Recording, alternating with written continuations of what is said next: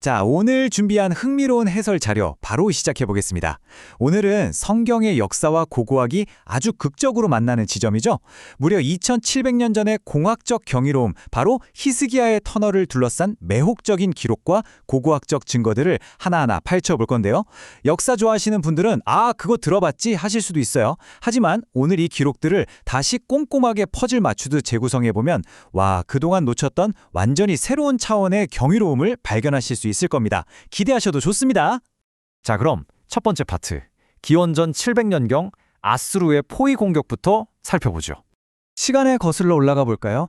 당시 세계 최강 대국, 거의 무적에 가까웠던 아수르의 사네립 왕이 어마어마한 대군을 이끌고 남유다 왕국을 향해 무자비하게 진격해오고 있었습니다. 단순한 전투가 아니에요. 나라가 아예 지도에서 사라질 수도 있는 거대한 포위 공격이었죠. 자, 여기서 질문. 이 무적의 군대로부터 도시를 도대체 어떻게 구할 수 있을까요? 당시 남유다의 히스기야 왕은 그야말로 국가의 존망에 걸린 위기에 처했습니다. 이 거대한 제국을 힘으로, 그러니까 군사력만으로 맞서 싸운다는 건 애초에 불가능하다는 걸 그는 너무나 잘 알고 있었죠. 그래서 살아남기 위해 아주 고도로 전략적이면서도 어떻게 보면 정말 필사적인 방향 전환을 해야만 했습니다. 그러니까 여기서 핵심은 바로 지리적인 한계였는데요. 예루살렘의 유일한 식수원이 기혼샘이었는데 아뿔싸, 이게 성벽 밖에 덩그러니 있었던 겁니다. 만약 이걸 그냥 둔다? 그러면 쳐들어온 아수르 군대한테 자, 시원한 오아시스 여기 있습니다 하고 갖다 바치는 꼴이 되는 거잖아요. 반대로 성 안의 백성들은 물 한 모금 못 마시고 말라 죽게 되겠죠. 그래서 히스기야는 결단을 내립니다.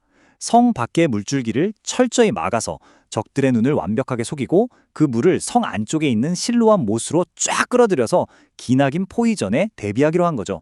이어서 두 번째 파트, 기원전 700년의 기술을 완전히 뛰어넘은 공학적 경이로움에 대해 이야기해 보겠습니다.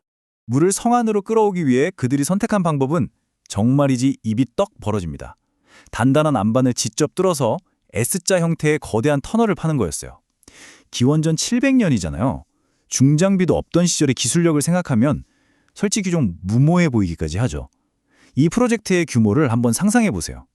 쳐들어오고 있는 적군들 때문에 시간은 째깍째깍 흐르는데 인부들은 무려 533m에 달하는 단단한 바위를 오직 수작업으로 파냈습니다. 현대식 굴착기? 그런 거 없죠. 오직 사람의 힘과 원시적인 도구만으로 이 거대한 바위산을 뚫은 겁니다. 근데요, 여기서 진짜 놀라운, 정말 소름 돋는 포인트가 있습니다. 바로 이 고도 차이, 30cm예요. 아니, 생각해보세요. 533m라는 그 엄청난 길이의 터널을 팠는데 물이 시작되는 기온샘하고 물이 도착하는 실로암 못의 높이 차이가 단 30cm밖에 안 났다는 겁니다. 이게 진짜 말이 되나요? 물이 아주 완만하고 일정하게 멈추지 않고 계속 흐르도록 계산한 이 수학적 정밀함.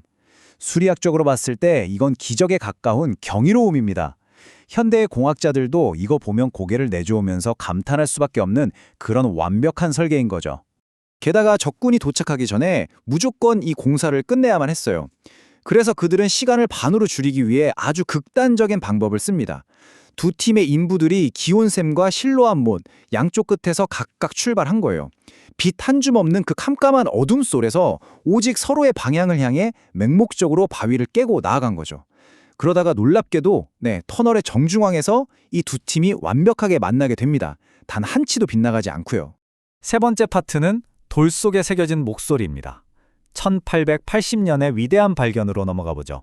아니, 수천 년 전 지하에서 벌어진 이 긴박했던 양방향 공사 과정을 우리가 지금 어떻게 이렇게 디테일하게 알 수 있냐고요. 그 해답은 정말 오랜 세월 동안 흙더미 속에 푹 묻혀 있다가 1880년이 되어서야 극적으로 세상의 모습을 드러냈습니다. 바로 터널 내부 벽면에 새겨진 실로암 비문 덕분이죠. 자, 이 기록을 천창에 한번 곱씹어 볼까요? 3규빗, 그러니까 약 1.35m 정도를 남겨두고 바위 너머로 동료의 목소리를 들었다. 상상해 가시나요? 그 순간에 엄청난 환희, 그리고 그 어두컴컴한 지하에서 양쪽의 고대 곡기들이 마침내 쨍 하고 맞부딪히던 그 극적인 순간을 생생하게 느낄 수 있습니다. 우리가 지금 다루는 이 이야기가 단순한 옛날 이야기나 전설이 아니라 부인할 수 없는 고고학적 증거를 가진 진짜 역사라는 걸 완벽하게 증명해 주는 거죠. 자, 네 번째 파트입니다. 신앙과 행동의 만남, 그리고 준비의 철학을 살펴보겠습니다. 근데요, 이 흥미로운 이야기가 고대의 흙과 돌, 고고학에서만 끝나는 게 아닙니다. 이 문헌을 개혁주의 청교도의 렌즈를 통해 조금 더 깊고 객관적으로 분석해보면 인간의 노력과 섭리의 관계를 다루는 아주 묵직한 철학을 마주하게 됩니다. 하나님의 주권을 굳게 믿는다는 게 그냥 가만히 앉아서 하늘에서 동화줄 내려오길 수동적으로 기다리는 걸까요? 전혀 아닙니다. 오히려 자신이 처한 이 차가운 현실 속에서 그 누구보다 예외적으로 성실하고 땀 흘리며 근면하게 행동해야 한다는 뜻입니다. 그러니까 진정한 믿음은 가장 치열하고 현실적인 노력으로 증명되어야 한다는 아주 역동적인 해석인 셈이죠. 히스기야의 행동이 바로 그 완벽한 밸런스를 기가 막히게 보여줍니다. 그는 백성들에게 하나님에 대한 절대적인 신뢰를 선포하면서 굳건한 믿음을 보였죠. 하지만 기도실에만 틀어박혀 있지 않았습니다. 즉시 팔을 걷어붙였어요. 무너진 성벽을 빈틈없이 싹 다 보수하고 쳐들어올 적들에 맞서 엄청난 양의 무기를 주조했습니다. 게다가 방금 우리가 살펴본 그 어마어마한 533m의 안반 터널 굴착을 직접 진두지휘했잖아요. 이건 인간이 짜낼 수 있는 모든 지혜와 역량을 총동원한 정말 치밀하고 조직적인 방어 전략 그 자체였던 겁니다. 그런데 여기서 정말 흥미로운 반전이 있습니다. 역사적, 신학적 텍스트들이 공통적으로 보고하는 결말에 주목해 보시죠. 인간들은 살아남기 위해 손에 피가 나도록 바위를 뚫는 고통스러운 노동을 감내했잖아요. 하지만 최종적인 군사적 승리는 전적으로 신적인 개입의 결과로 기록되어 있습니다. 기록에 따르면 하룻밤 사이에 무려 18만 5천 명에 달하는 아수르의 무적대군이 흔적도 없이 사라졌습니다. 터널은 뼈를 깎는 노력으로 준비되었지만 정작 위기의 진짜 종식은 인간의 손을 완전히 벗어난 곳에서 찾아왔다. 이 극명한 대비가 정말 생각할 거리를 많이 던져주지 않나요? 어느덧 마지막 5번째 파트네요. 궁극적인 생명줄, 어둠 속의 상징성입니다. 그렇다면 신학자들은 안반 속에 갇혀 도도하게 흐르던 이 숨겨진 물 자체를 대체 어떻게 해석하고 있을까요? 눈에 보이지도 않는 땅속 터널의 물이 예루살렘 전체 백성의 목숨을 살렸잖아요. 신학자들은 바로 이 지점을 아주 강력한 은유로 바라봅니다. 외부의 환란이나 엄청난 위기 속에서도 공동체가 무너지지 않게 꽉 붙들어주는 보이지 않는 생명줄, 즉 성령의 은혜와 생명의 말씀을 상징한다는 거죠. 밖으로는 수십만의 적군이 에워싸고 목을 조여와도 내면 깊은 곳에서 생명수가 콸콸 흐르고 있다면 끝내 견뎌낼 수 있다는 그런 깊은 의미를 담고 있습니다. 여기서 객관적인 관점을 유지하며 문헌을 한꺼풀 더 벗겨보면요. 신학자들이 공통적으로 짚어내는 기독론적 연결고리도 발견할 수 있습니다. 성안의 백성들에게 생명을 공급했던 이 고대의 물줄기가 훗날 누구든지 목마르거든 내게로 와서 마시라고 사람들을 초대하게 될 참된 생명수, 바로 예수 그리스도를 직접적으로 예고하는 예표로 해석된다는 겁니다. 우리가 어떤 특정 종교적 관점을 지지하느냐 마느냐를 떠나서 2700년 전에 치열했던 역사적 사건에 이런 엄청난 상징적 깊이가 부여되어 있다는 사실 자체가 대단히 흥미롭고 매력적으로 다가오지 않나요? 자, 오늘 준비한 분석 자료를 마무리하면서 여러분 스스로에게 이 질문을 한번 던져보셨으면 합니다.